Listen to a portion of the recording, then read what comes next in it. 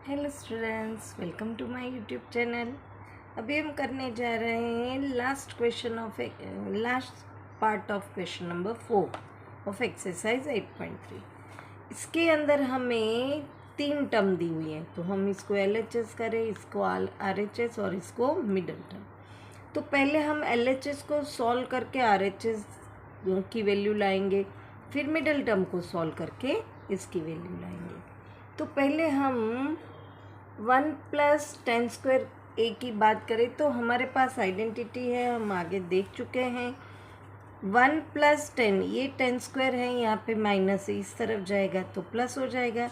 तो 1+10² theta sec² theta होता है।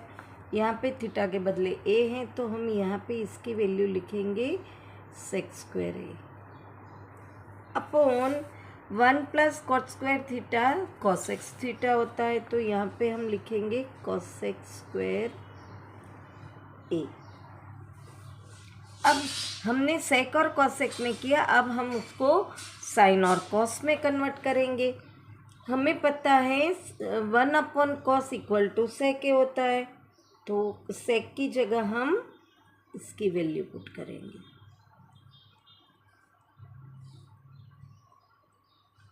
ये जो स्क्वायर है वो अभी पहले हम यहाँ पे रखते हैं, फिर वो दोनों को लागू पड़ेगा। कॉसेक होता है, वो होता है 1/sin। अब उसका स्क्वायर है तो वो भी हम पुट करेंगे। अब हम इसको सेपरेट करें तो 1 का स्क्वायर 1 ही होता है, और cos² a upon 1/sin² a। अब आपको पता है न्यूमरेटर का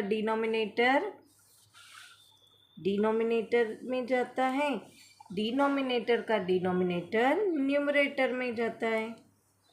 तो यहाँ पे हम sin² a ऊपर लिखेंगे, 1 से मल्टीप्लाई होगा तो वही का वही रहेगा, और यहाँ पे 1 से मल्टीप्लाई होगा तो cos² a। अब हमें पता है sin अपॉन cos = 10 होता है, तो sin² a upon cos² a = 10² a। ये LHS = RHS हमें मिल गया। अब हमें मिडल टर्म को करना है, तो यहाँ पे हम लिखेंगे मिडल टर्म, उसको RHS के इक्वल करना है। अब यहाँ पे हमारे पास 1 - 10a अपॉन में 1 - cot a का स्क्वायर है।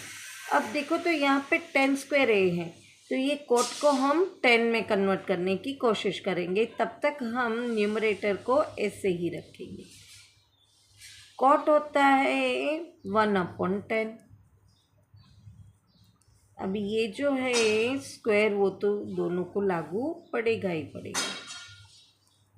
1 - 10a, और यहाँ पे ये हमें LCM लेना पड़ेगा, 10a आएगा, और यहाँ पे 10a - 1। अब डिनोमिनेटर का डिनोमिनेटर न्यूमरेटर में जाएगा, 1 - 10a × 10a, और यहाँ पे आएगा 10a - 1। अब मुझे इनको इक्वल करना है, तो इसमें मैं माइनस कॉमन निकाल रही हूँ, तभी मेरा कट होगा।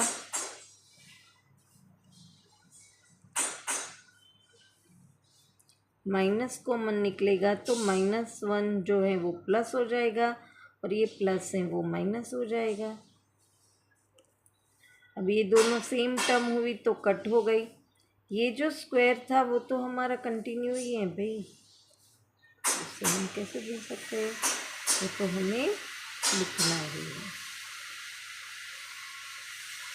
अब हमारे पास वैल्यू बची -10a और उसका square.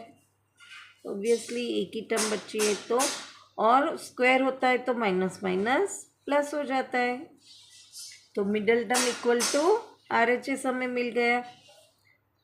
LHS equal to middle term equal to RHS, है ना आसान। यहाँ पे एक क्वेश्चन 4 का लास्ट क्वेश्चन फिनिश हुआ, साथ में ट्रिगोनोमेट्री चैप्टर भी फिनिश हुआ। वापस मिलेंगे नेक्स्ट क्वेश्चन के साथ। Till then bye bye student.